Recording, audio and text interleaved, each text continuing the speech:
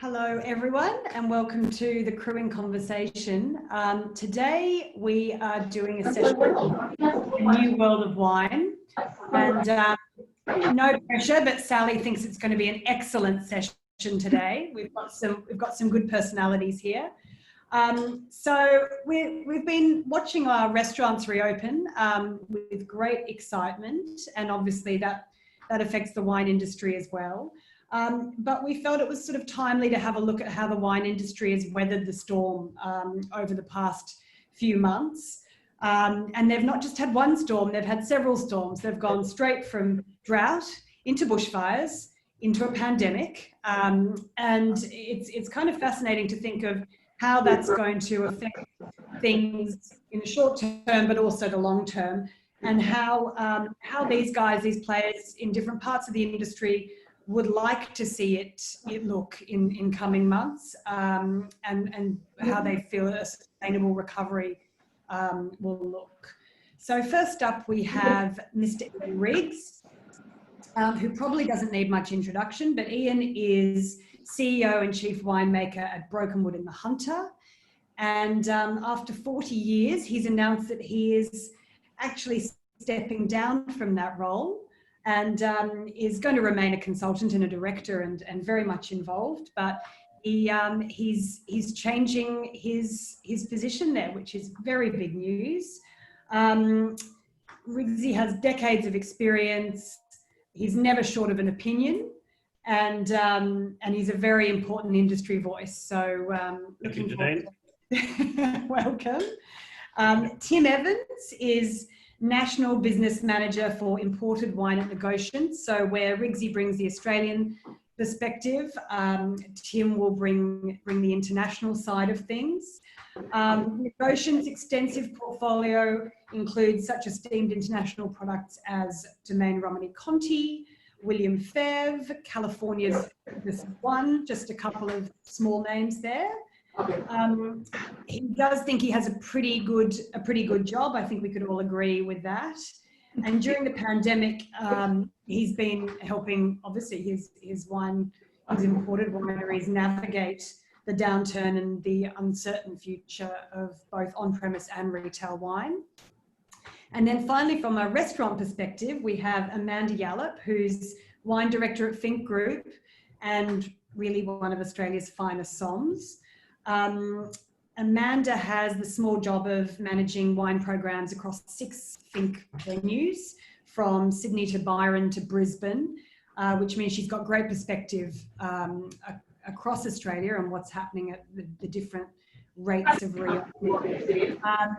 And I think what's also really interesting is that Amanda has worked with the group since 2006, where she started as a junior somm at Key. So she's risen through the ranks and she knows that business inside and out, and can really give us some perspective, I think, as well on the various downturns we've seen over the years and what that's done to on-premise wine. And very timely news. Key is reopening tomorrow, which is very exciting, and Otto and Fire Door have just reopened. So that's right.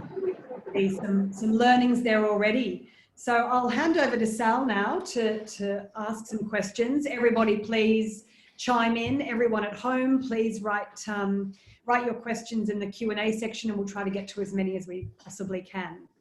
Over to you, Sal.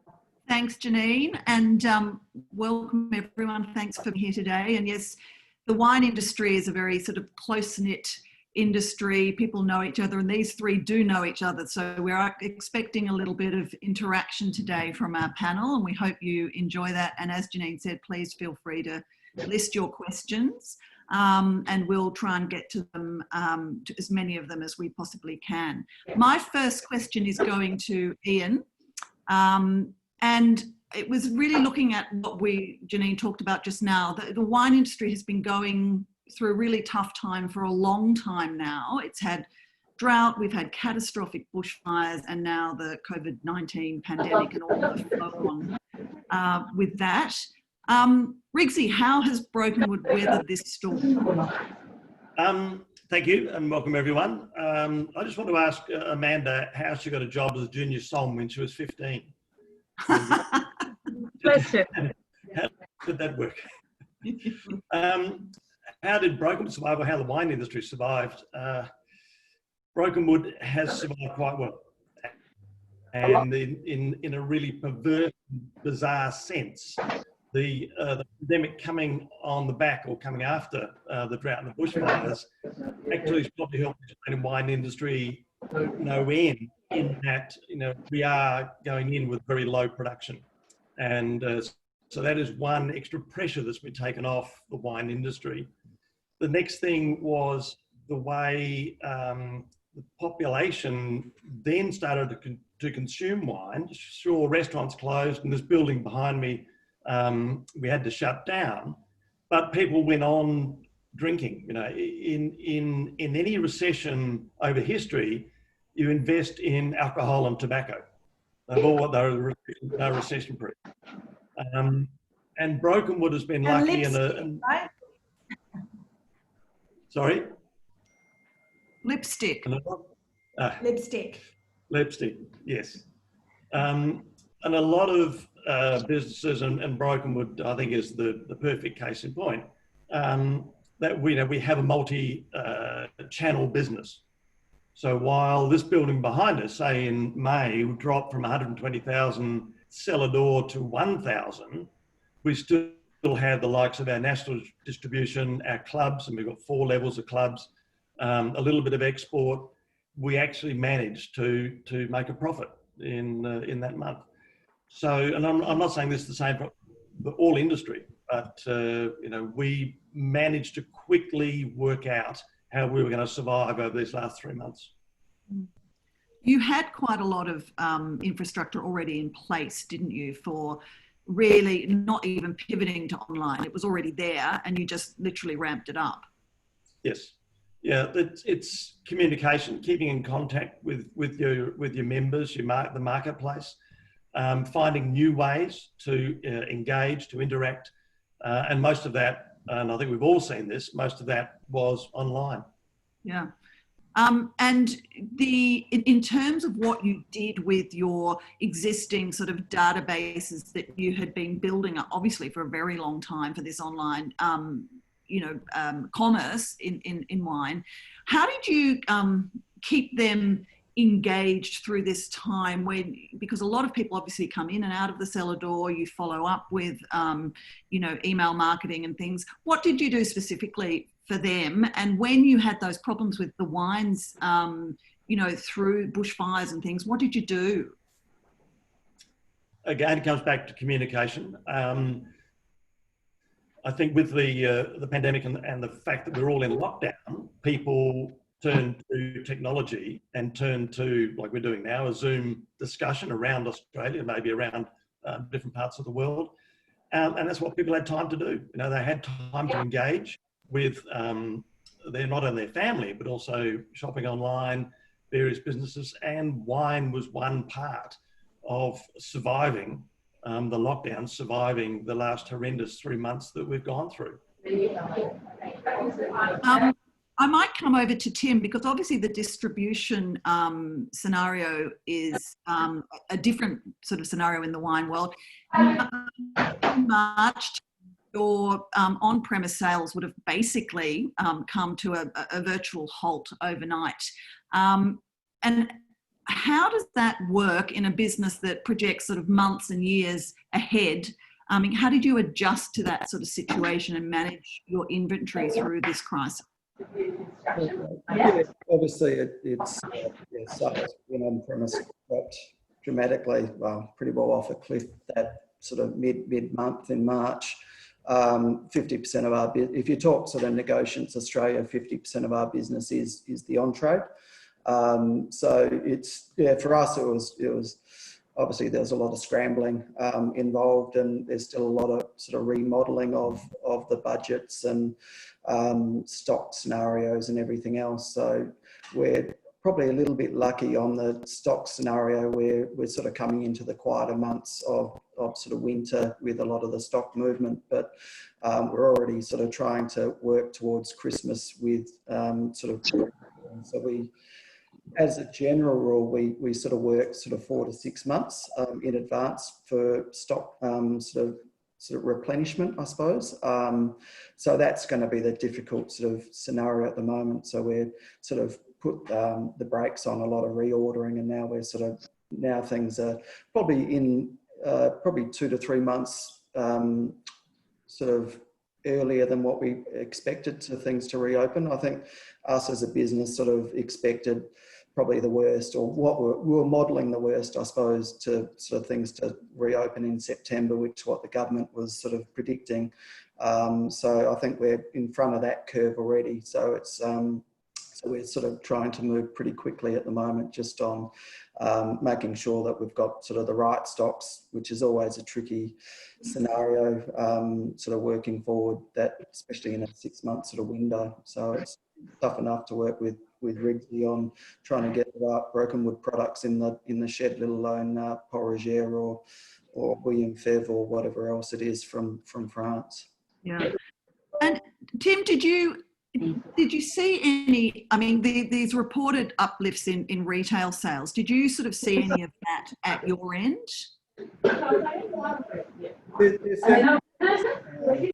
Obviously, there was a bit of trading down in which has been very a lot on. So I think people were sort of moving down a category. But saying that, it's a lot of sort of rarities that we bring in. So sort of Bordeaux, the market is still very healthy at all levels there. So retail, fine wine retail did pick up a little bit of the sort of, not allocations, but that top end, that sort of on-premise sort of feel. There's still a lot of on-premise wines that are probably 90% with premise, even 100%. So the trick there is we're still sitting a lot of those wines that are led towards the on-premise sort of wine lists and by the glass. So what we're seeing now is they're getting back up and getting picked up quickly as restaurants start to open, as Amanda will hopefully see in the next couple of weeks. Well, that brings us to a very, very nice segue, because I was going to ask Amanda exactly about that next. And given the last couple of weeks have seen you reopen Otto, reopen Fire Door in the group, and obviously tomorrow the Key is opening its doors again. What particular challenges have you faced last couple of weeks, and as you've worked to sort of reopen your venues? You know, what's the same and what's different from before? Well, I mean, there's a series of actions that we now have to follow within a dining room environment, whether you're in a pub or a bar or a restaurant. And I'll speak mainly to New South Wales. You know, there are certain things that we have to do when somebody walks in the door. We have to have everybody's contact sort of details. We're making sure that the staff are trained in what actually COVID-19 is. There seems to be quite a bit of pseudoscience, and there's actual science. And rather than people getting information from a blog or hearing secondhand information, we've got doctors coming in and giving full training to the staff so they actually know what's going on. Because if you don't know, you can't learn and you can't work in the right environment. And we need to make sure that everything is safe. So going forward, once we open the doors, we stay open. That's really dreadfully important to us. You know, we are opening at a limited capacity. Otto's open 5 days, Fire Door's open 4 days, Key will be open over 4 days, and then we're hoping to roll out more shifts and more services as we go along. But we need to make sure that everybody's healthy, and that includes the staff and the guests. Yeah. And in terms of how it kind of, the new scenario, does that impact what you have on your wine lists, or is it business as usual because it's what was there before you shut down? I think that we're lucky, we're fortunate in our position. I mean, I've been building a cellaring program for many years, so we actually have a very healthy cellar. You know, it depends on the venue itself. If you've got like a small local Indian, they're just going to have literally what they buy on a weekly basis. We have stock that we can pull from. So we will be going through less stock just because we're open less services, less bums on seats. We are implementing a new sort of block system where we're getting a block of people to come in a couple of hours and then empty the restaurant, clean it, and then another block of people, just to make sure we can get as many people as possible. But we're still looking at much smaller numbers. So we don't anticipate the same sort of stock turnover that we would normally have at this time of year. And normally, as Tim mentioned, you know, winter is sort of a quieter time of year, but you still have an expectation. And we want to go at full speed, but essentially when you come into our venues, we're using single-use menus, which is environmentally a crime, but that's the way it has to be right now with the pandemic. You walk in the door, you get a copy of the wines by the glass or the cocktails on a piece of paper, and then you give them a QR code. It'll take you straight to the website wine list, and you can order from the full comprehensive wine list. So we're not looking at reducing the wine list itself.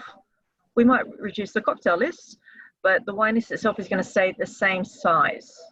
Yeah. It just means that we won't have as much backlog of stock where things are sitting and safely sort of maturing, which we already have a substantial enough. We'll be using quite a bit of that. Yeah. And how does that, you know, the QR code on your menu work? How are people actually managing that and dealing with it, and how's it been received? It's been really well received. I was a bit concerned. So we opened Beach in Byron Bay on June 1st, Osso on June 3rd, and Fyador on June 10th. I was at Osso for the first 2 nights of trading, and it was such a simple process. I was quite surprised at how easily people got it. All you have to do is essentially communicate and explain to people, this is the new way going forward. But it's temporary, we think, but right now, in order for you to sit down and enjoy a glass of wine and a bite to eat, this is what we need you to do. If you'd like to have a look at the wines by the glass, here you are. If you like the comprehensive wine list, you just need to put your iPhone camera over the QR code and a pop-up window will appear, and that's easy. Obviously, Osso and Fyador have smaller wine lists than Key, so we're putting in new little subcategories on the website at Key to make it easier to navigate. Every single person has the same wish: minimum navigation for maximum result. It doesn't matter if you're looking in a wine list or you're looking on our online website to buy shoes or whatever it is, you want immediate sort of result. And we're trying to make it as easy as possible. And people get that. They know that while it's not conventional, this is the flip side. This is the cost of doing business right now. And I think that generally speaking, most people are quite open to it. You have to embrace change in order to remain current. That's a day-to-day thing even before the pandemic. We've gone through a lot of things and people are like, okay, well, this is what I have to do. So I feel really confident and really happy at the reception we have received. Which is great. It's great news. Speaking of... Sally? Sorry, Ian. I was just going to ask, did any restaurants do retail take away food? I just missed that. It cut out, sorry. Could you ask it again, Ian? Because it was a bit wobbly. I think the connection's a bit wobbly somewhere. Did any of your restaurants offer takeaway or retail wine, or as well as food? Yes, Fyador. So we looked at doing it for Osso. We chose not to do it. We actually thought that we'd be looking at opening in September, October. So we actually had all these situations in place of what to do when we did decide to reopen. Once Gladys came out with, you can open at this time with this many seats, we definitely wanted to wait until it was 50 seats or more. We couldn't open with 10. I think that's only for people doing takeaway. So that was our sort of plan. But we had Fyador and Surrey Hills. They actually did market day. So they would do ready-made dishes that you just sort of finish at home. And that was once a week though. It wasn't like a daily process you could bring up on Tuesday afternoon and say, I want X, Y, Z. But it was just once a week.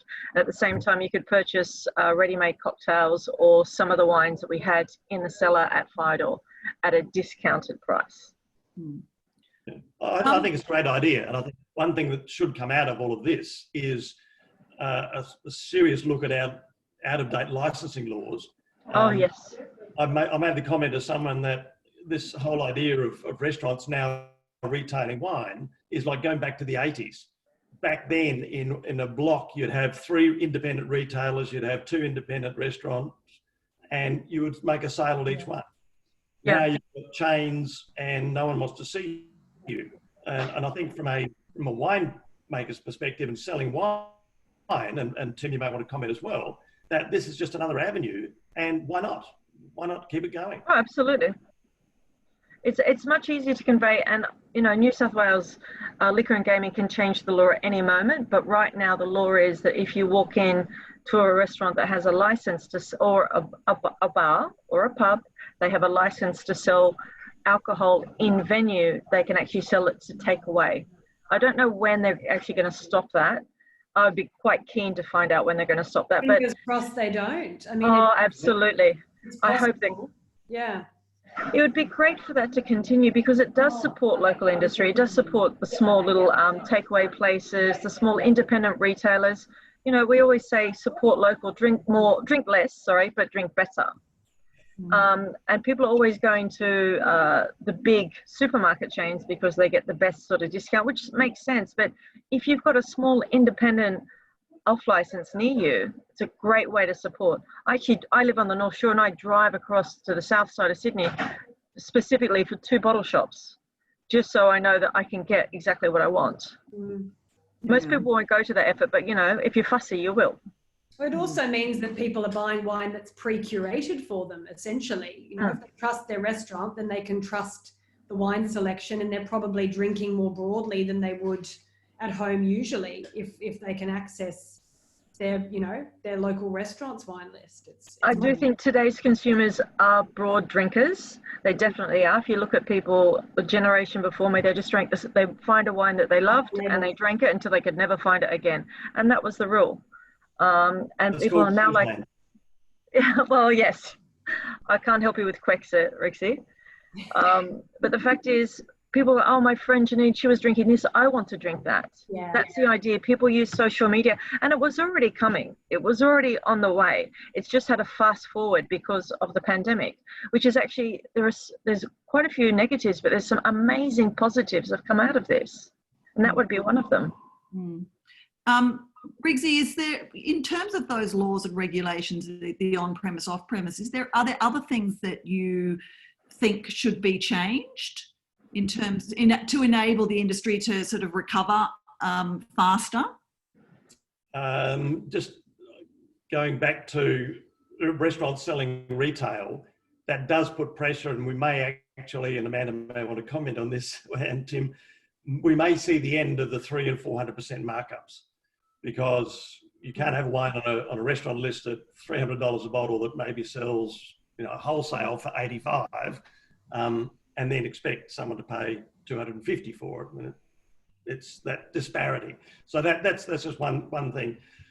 There was talk about relaxation of the FBT laws, which I think would be a great thing, just to get everyone back dining, supporting, you know, our local restaurants, bars, cafes. That would be a really big win for everyone. I'd love for that to get past hyperbole. That would be great, because we start the conversation quite often and then it doesn't go beyond the conversation. It would be fantastic for the industry to push that forward, particularly for the smaller venues that really just want somebody to come pop in and have a quick meal and a glass of wine. Make a massive difference in the city, at least. Would. Tim, what do you feel about this? And I mean, given that wine importation has already become a very fragmented space, and you've got both, you know, the restaurant groups and the retailers sort of working in your space now, you know, the boundaries are becoming blurred. So what do you think about that? And you know, how does it impact you and negotiants and the wineries you represent, particularly the foreign ones? Well, we're probably lucky in Australia where most of us do have exclusivities. So if you go into London, for instance, Domaine de la Romney Conti might be distributed by 3 different liquor merchants over there. So we mainly deal with exclusivities, which sort of guarantees a bit of margin sort of support for us, and also we are more happy to sort of put in the energy and sort of drive those wines. The other sort of side of it, yes, it's always been a little bit fragmented, and more people are getting involved. But I think the complexities around importing are, they seem to be getting even more complex as the days goes by. Just sort of government sort of intervention with, I suppose, just on sort of taxation, just sort of customs, things getting held up. There's a lot of, I think a lot of the COVID's put a lot of pressure on sort of working capital and cash flows, which sort of drives through most businesses. And with a lot of importing, you have to pay for the wine up front. So that certainly puts a bit of pressure on some venues that have been, especially restaurants that have been closed for the last 3 months and have got wine on water and have prepaid for it. So it's certainly a complex game. Imports still only represents probably 25% of total wine sales in Australia. So it is a small sort of proportion of total sales, and you sort of 15% of that is New Zealand wine. So we're only talking quite a thin slice of the total market, but it's quite a valuable slice. So it's, I think people will always keep importing wine, and there's great interest, and on-premise is the big sort of driver of that. And I think the wine industry is a huge driver as well. So it's what I suppose a lot of us get out of bed for, just to look at new varieties, or not new varieties, but sort of indigenous varieties and what's sort of working, and just different flavours. So I think, as Amanda said, people want to try a lot of different wines, different flavours. And I think at the moment, seeing we can't travel, I think that people still want to experiment and try sort of Chianti from Tuscany, and even sort of more left field than that. So I think it's still in a pretty strong position. It's the complexity just won't sort of change, I don't think. I'm wondering if, and you all may have an opinion on this, it may be slightly too early, Amanda, for you to say from on-premise, but do we think that there has been a real push and a drive towards Australian products and people supporting the Australian industries? Do we think that's going to translate to wine? I mean, as Tim pointed out, the percentage value of import versus domestic anyway is obviously small, but do you see there being more demand for Australian, particularly on wine lists, Amanda, do you think? I think there's always been a strong demand, and there will continue to be a strong demand. Right now it's resonating with people because everybody knows somebody who's been affected by drought, bushfires, COVID. It's like the holy trinity that you really just desperately wanted to avoid. And so over this period of time, I've got wine at my house, but I still continue to buy wine, but I was solidly only purchasing local wine. I'd still drink international wine if I have it in my house, but I wouldn't buy it just because, the focus is support local. It's a desperate need, and we have a fantastic product. We're not trying to flog something that is subpar. Australian wine is at its most exciting. It is fantastic. There's always going to be demand for international wine, but right now with the local market, everybody's going for it, and so they should. I would. Have you seen that yet? Have you seen that in terms of purchasing on the lists? I've seen it in terms of purchasing literally before we shut down for COVID because of the bushfires. Okay. I mean, once Cuttle Creek happened, everybody was going for it. But even at Firedoor, when we're doing the market day, if somebody came in and they had a question, they wasn't sure what they wanted, all you'd have to say is, we'd really like you to support local, and they'd go straight for a local wine. Sometimes it's just a gentle reminder. It's going to continue. I think it's always been around, but I think it's louder right now than it ever has been. And I think it will continue to build. It's going to be incremental, but it's going to stay that way. Interesting. Riggsy, what do you think? I agree. I think the support that the wine industry is getting, and our farmers are getting at the moment, is tremendous. And a lot of us have got through these last 3 months on the back of very, very strong loyalty from our supporters. Even though restaurants aren't open, they are still, if they're selling, from their cellar, they are still, as Amanda said, they're still supporting the farmer. Basically, we're just farmers. I would like to think that that support will continue. I think the way the exchange rate is going, we will probably see a bit less. Sorry, Tim, a bit less on the imported side. And I think this whole change in licensing may, in fact, I think, open up more avenues for Australian wine to be sold. I really do. I think this sort of shift in the past of on-premise to overseas wine, where they could get a label that was obviously a foreign label, no one could read, for $10 and sell it for $90. That is probably going to become passé, and people will see a $50 Australian bottle of wine and it is worth $90 or $100 on a restaurant list, and they will buy it. I think it's also going to be interesting because we've got a tourism industry where we've got state and federal sort of tourism authorities pushing us to travel to our region, explore our own backyard more than ever before. And we had this push, post bushfires, before the COVID pandemic set in. And I think there's a real opportunity for education through that travel. I mean, obviously no one's going overseas, but to really sort of rediscover what we've got, whether that's a visit to the Hunter Valley or heading down to the Adelaide Hills or wherever it might be. And it's sort of it's a forced sort of refocusing on Australia and what our regions have to offer. And there's sort of like, there's never been a better time to be doing that because we can't do anything else. Yes. I was going to mention earlier, the June long weekend, where in fact the wineries were open for the first time in the Hunter Valley, many wineries up here had their biggest weekend ever. Oh, really? The support and the people, once it was announced that Gladys, Frida allowed it to be open, accommodation went from 3% to, full 100% overfull with wait lists.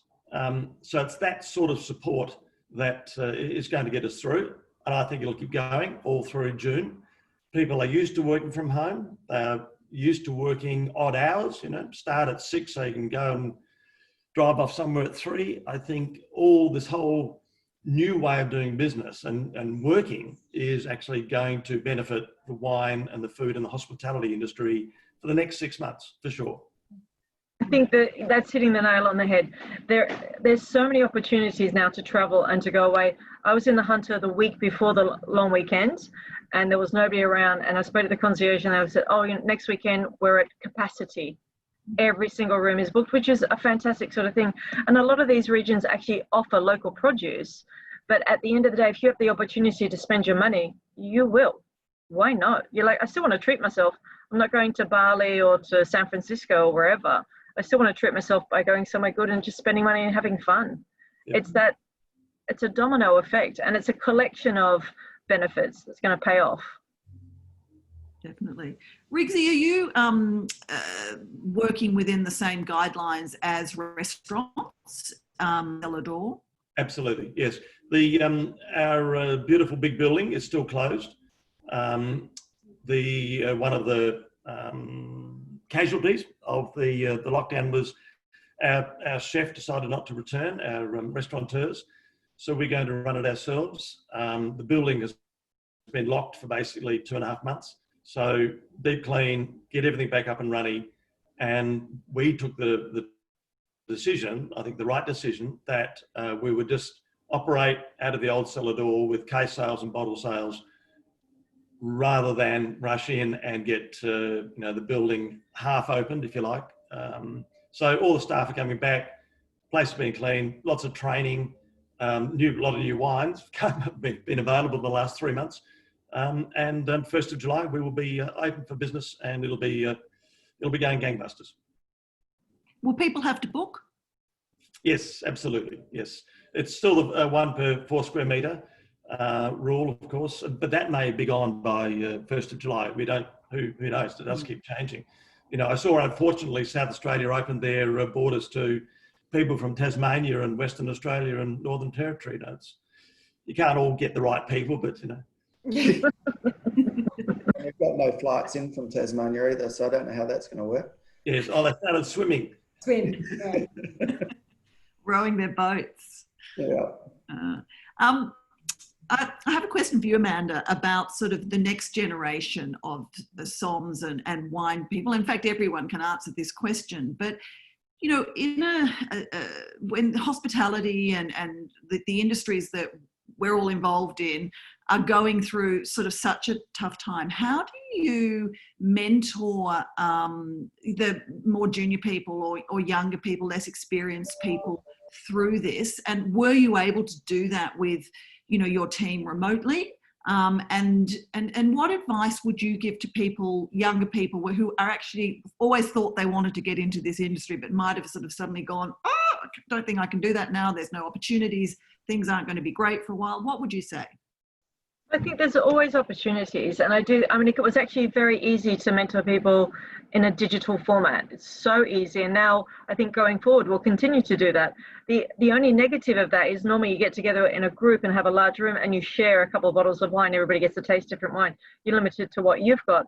Otherwise, it's just as effective and it worked just as well. I started with the top tier of my teams, and then I started joining in with the juniors, because on a day-to-day basis, I work a lot with the juniors just to sort of touch base. I do think our industry attracts people with a level of madness. Strangeness is commonplace in our world, and people who are attracted to that are still going to come in. They're still going to want to find a way, whether it's back of house or front of house. And I think that that's always going to be around. You know, a lot of people in our industry, people say they're exhausting because they're non-stop, and they are, but that's the sort of personality that is attracted to coming to hospitality or the wine industry or working in a kitchen or working in a pub environment. It is relentless, and you have to have an enormous amount of stamina and energy. Sorry, I was just checking out what's going on.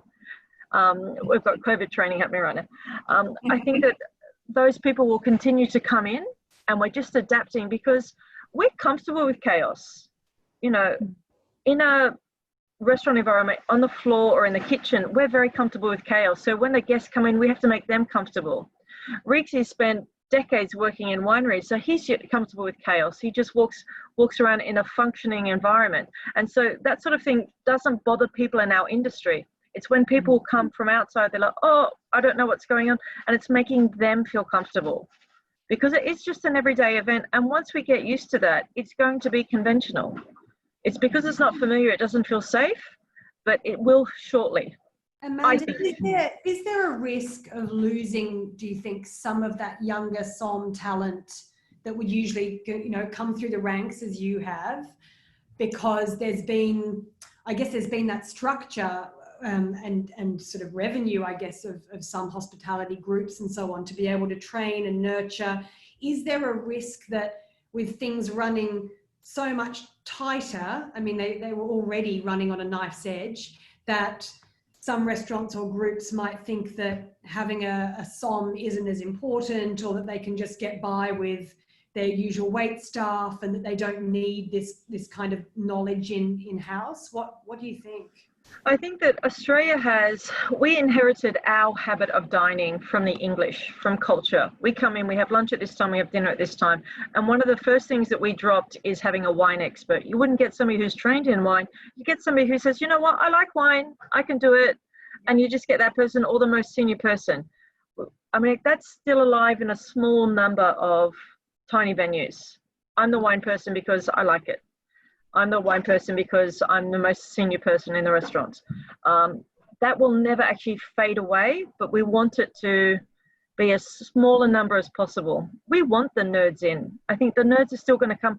I'm less concerned about losing the juniors. I'm more concerned about losing the seniors, because in reality, a lot of people in this industry have been stood down over the last 7 or 8 weeks. Number one, they've started to get a new life. They started to have nights off. They're spending time with their family. They're really enjoying it. And some of these people have actually got another job working in an off license or working in data entry. Like, you know what? They're not going to come back, because you're like, I want to spend the night with my family 7 nights a week. I want to have that option rather than once or twice. You know, and people are realizing what they're sort of missing. I think it's more likely to be the seniors that we lose rather than the juniors. I do know a couple of seniors who are like, you know what, I'm not going back to that. Yeah. Literally like, I've paid my dues. Mm-hmm. And it is a high cost. If you like it, you don't mind. You're just sort of used to it. We become so familiar with long hours and long days and extra bits here and there that we don't notice. You only notice when all of a sudden you've got all the time in the world. You can play cards at night. You can have a row with your family. You can have a bottle of wine as you're cooking. You know, you're seeing everybody. I even watched a couple of movies, and I've never watched more TV in my entire life. I was like, oh, that came out in 2011. I better watch that now. But that's, you know, that's a new thing. I think it's going to change the way that we work. People are going to be like, you know what, enough is enough. I want to do 40, 45 hours, but no more. I'm no longer doing the 45, 50 hours. That's not reasonable. And actually, I just don't want to. I want to have fun. I want to enjoy myself. And there's also more risk in our industry than day to day. How many people do we meet? It's still awkward for me to meet somebody, not shake their hand or give them a hug. You know, oh, sorry, even though it's been 2 months. We're bred to do that, to greet people. We're huggers. We can't help it. Well, it's quite interesting that you said that. I'm sort of thinking about the late night thing and the potential for people to sort of, you know, want their life back. Then, of course, we've got Rigsy and the farmers who grow the grapes, who obviously are up at the early hours of the day and they're working hard. Maybe they all need to end up like Tim and become distributors and have the best jobs in wine. Cut out the middleman. Cut out the middleman. It's not all drinking DRC, is it, Tim? Let it drink. That's all we do. Yeah. No. And I think the farmers like isolating, don't you, Rigsy? It hasn't been too bad, actually. It's been a novel thing, not have to race into the office or deal with people, actually.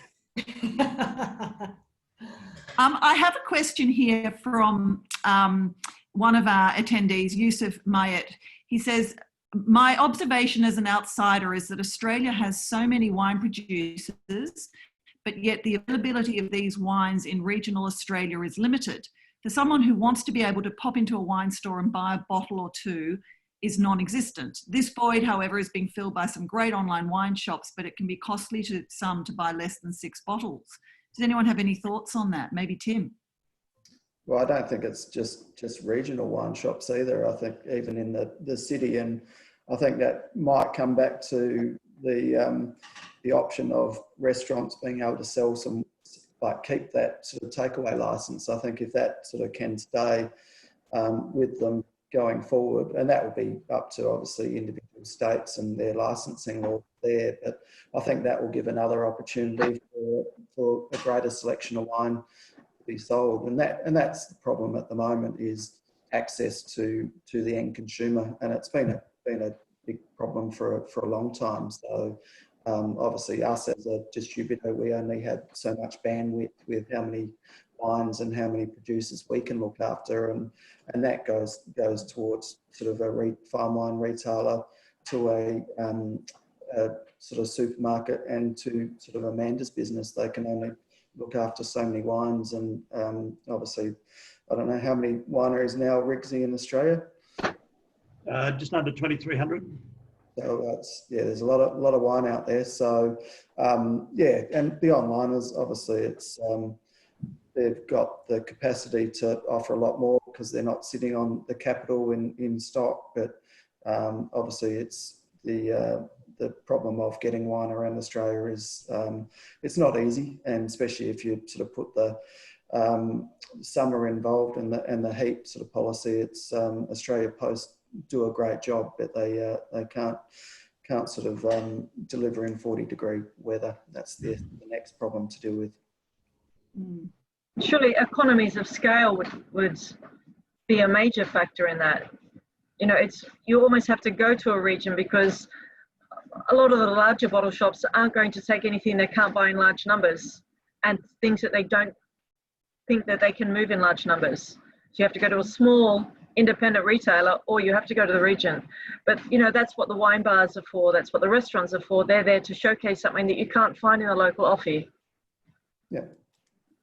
And that comes back to you, Ian, I suppose, with your cellar door as well. So I think most wineries, that's a very important part of their business, is their sort of or cellar door / wine club, and getting wines delivered. So it's pretty cheap at getting wine delivered out of a cellar door these days, I would have thought.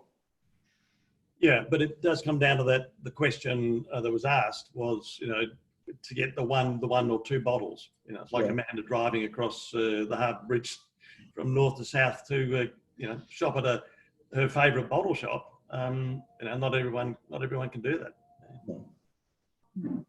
There's a cost involved, and people who are buying those wines, they don't want to have that extra cost that comes with the delivery. If you just send one bottle, it's almost the same cost as sending 6. But if you factor the delivery fee between the cost of having 6 bottles and 1 bottle, that's a much larger jump up in price. Yeah, it is a conundrum. Please go visit the region. Yeah, can I ask a question, just a random one that came to mind? During lockdown, what were the best wines that the 3 of you drank?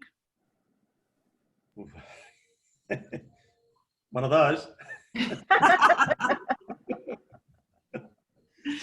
I'll let Amanda go first. She has a much more expensive taste than I do. Untrue. They drink the best wine in the Hunter because they practice for the Len Evans tutorial each year. They practice all year. Yeah. I actually went through quite a few of my older wines, and I had a bottle of 98 JJ from Cabernet, but I think that it was beaten last weekend. I had a bottle of 1990 Piper's River Riesling that was in sound condition. It was absolutely singing. I've been sitting on that bottle for many years, and I was thrilled to open it. It looked great because it was one of those Hail Mary moments where you're like, please look good. What did you have it with? I had it with Shantae Wong's homemade quiche. Nice, perfect. Tim? I don't know. There's I've been doing a good job cleaning out the pantry and the cellar, I think. So Well done. It's I'm doing my fair share for the wine industry. I don't know.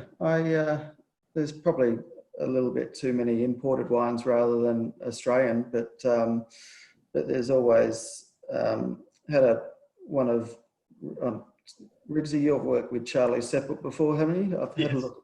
Yep. Had a look at his little Chardonnay 2 nights ago, and that was very good. Parallean. Yep, brilliant. Yes, from McLaren Vale. Oh, yep. Adelaide. I think this is the Adelaide Hills Chardonnay. That was pretty smart. But I am in a little wine group, so we got that wine group up and running again sort of 6 weeks ago. So social distancing, obviously, at sort of 2 meters apart. So we've had many great wines within that. So I think a DRC was enjoyed a couple of weeks ago. So that would have to be up there. Mm. We don't want to start bragging now, really. That's right. Well, there's a few DRCs going not so cheap, I hear, at the moment as James Halliday sells off his cellar. Yeah.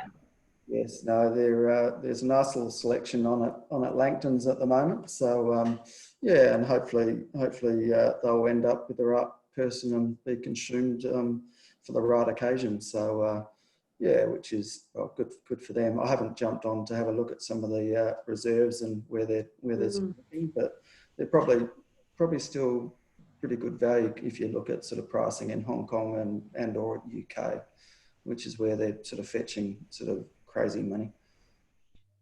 Wow. Yeah. Rixie? No DRCs.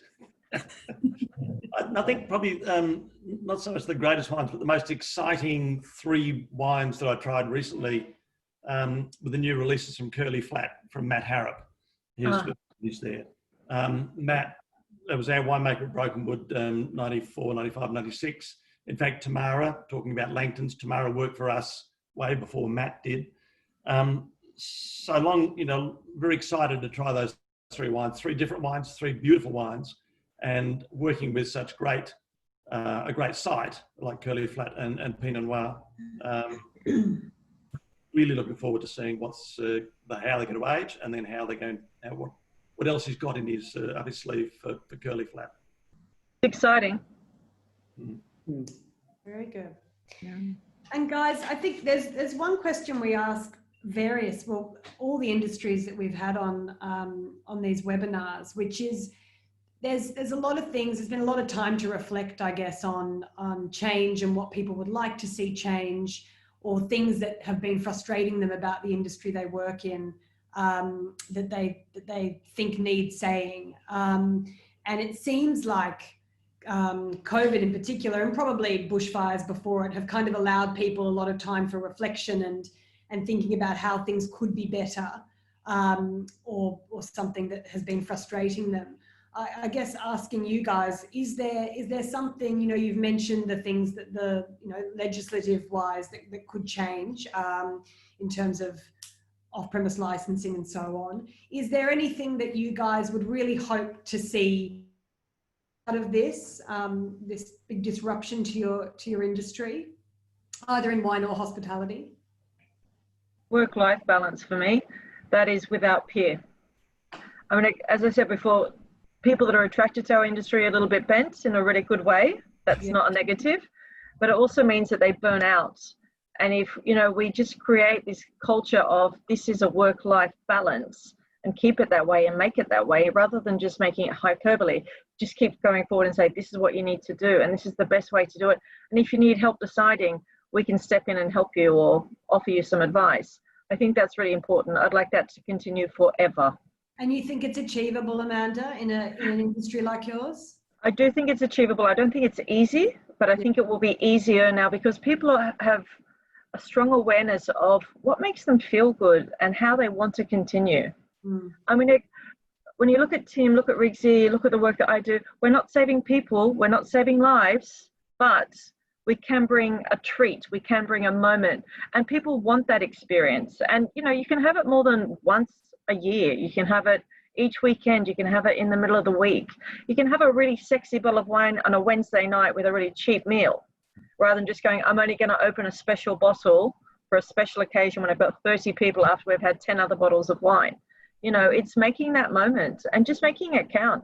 I felt guilty about opening my good wines, but then I thought, why not? Now is the time. And I thought, I got to some wines and thought, I should have got to that last year or the year before. But it's part of the pleasure. No more guilt. Sounds good to me. Sounds good. Tim? I think we can't forget we're in a pretty damn good industry to be in.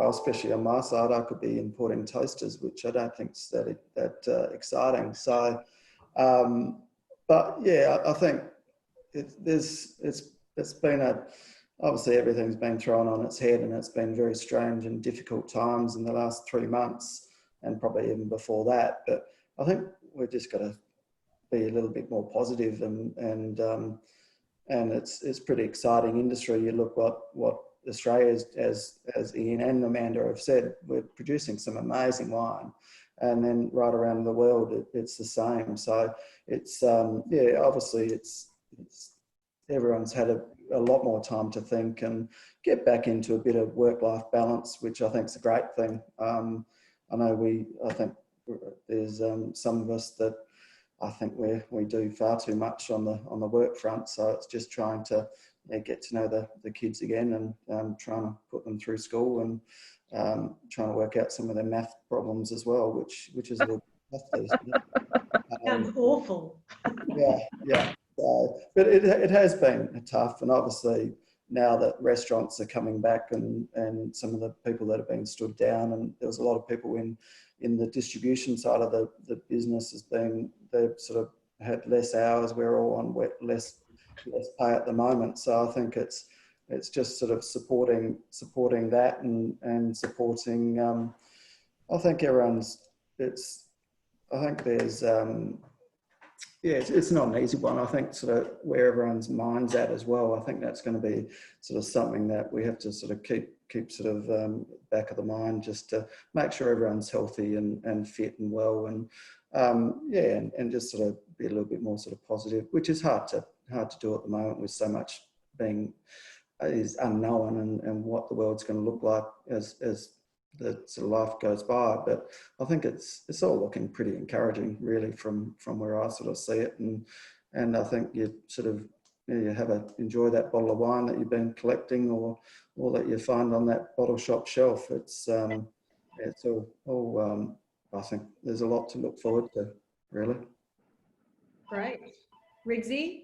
I'm going to come back to a point I made earlier about our licensing laws. Out of all this, I can only hope that our politicians and our bureaucrats and our lawmakers, particularly in terms of selling wine, realise that we're not children. We're actually quite capable of buying wine from a supermarket, from a service station. We've all travelled widely overseas. We all see how it works. And guess what? Society did not collapse because we could get a bottle of wine from a restaurant and take it home. And it's not going to collapse if those laws are relaxed even further. And the supermarket, that normally doesn't have a license, or we get our petrol and go and get a 6-pack of beer as well. Society is not going to collapse because of that. And we can only hope that sort of sinks in. The second part is not so much about, it's to do with COVID, but following on after the bushfires and the drought, Brokenwood lost about 650 tonne on the eastern seaboard through smoke taint. And our growers and ourselves got absolutely zero help because of that. Because we didn't have a vine burn down, or a dripper line melt, or go up in flames. And it just, so hopefully with the COVID and everything that's happened, again, the politicians and the lawmakers will think, well, a lot of people are suffering for a lot of reasons, and we're not giving them any help whatsoever. And I just hope that at some point in the next 6 months, the next 12 months, the next year, that our politicians and our lawmakers and those who dictate how we live will actually see that we're adults, we've grown up, we know how to live our lives. But if a disaster happens, we actually might need a bit of a leg up if we can get it. And surely this isn't the last of what we've seen, particularly for your industry, particularly for farmers. We're going to see more of these events, fires and drought and so on. So you'd think that there'd be something in place for you. It seems extraordinary. Yep. And just a quick last point, Amanda, your COVID training, apparently there's a bloke called Trump, has a lot of good advice on COVID training. We need something slightly more vapid than Trump. Just Google it. Well, that might be a really good note to finish on. Thank you all. Thank you. Thank you all very much. Really, really interesting, and we'll look forward to seeing how you continue to thrive, I hope. Hopefully this is the beginning of thriving again. So keep in touch. I hope so. I hope you're right. Yep. Yeah. Well, we'll all get out there and drink and eat so that it can be. Oh, please. Bang the drum about that one, Janine. Yeah. Nice. I think it's our job, actually. Nice to see you, ladies. Nice to see you, gents. Thank you. All right, guys. Thanks all. Thanks everyone for watching.